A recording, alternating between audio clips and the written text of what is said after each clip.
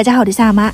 今日晚餐分享腊肉还有秘制叉烧肉。我今天用空气炸锅烤的，两姐妹都喜欢瘦一点的，我解冻的都是瘦肉，梅头肉最好，放上一点洋葱、生姜，也可以用小葱哈。我用的是老李家的这个秘制叉烧酱，袋装的里面它是有那种腐乳汁、酱汁，这些都有了哈，味道就很正。做叉烧肉基本上都是用他们家的酱了，抓捏均匀。冷藏腌制3个小时左右，空气炸锅160度，先烤15分钟，锁边以后你就在180度烤上30分钟，中途记得给它翻个面哈。这边先冷水下锅，把腊肉煮一煮，家里面剩下的冬笋给它们切成这种片，看着挺大的，切出来就这么一点。青菜给它们搭配了一把菜心，洗干净切成段，小朋友比较好夹。我的这块是烟熏腊肉，很香的，主要是因为它太肥了，我就一直没怎么吃，反正今天我也不吃。先给它切成片，然后再和冬水一起再入锅焯水5到8分钟，捞出来可以去除多余的盐分。等到空气炸锅里面的叉烧肉烤到最后10分钟，就可以来开炒了。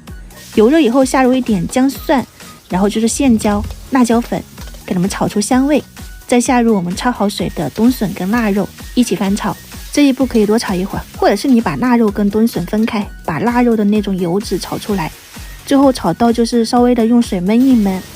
我的调味的话呢，就淋了一点酱油，你看着自己加一点食用盐，然后把这个蒜苗的根部放进去，炒到断生了以后，再加入大蒜叶，翻炒均匀，家常口味的腊肉炒冬笋，味道还不错，可以去试一下。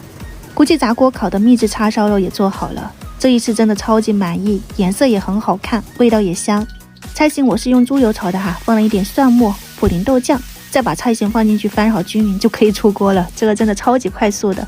豆酱是有咸度，我没有额外加盐。今天的3道菜供大家参考，做的都是他们喜欢的。今天的晚餐我是没有安排自己的，牙齿特别的酸，不得劲，吃不了。天天看我做饭，很多朋友都觉得我好辛苦，不用担心，所有的人际关系当中，我维护的最好的就是自我关系，希望你们也是。我们明天再见。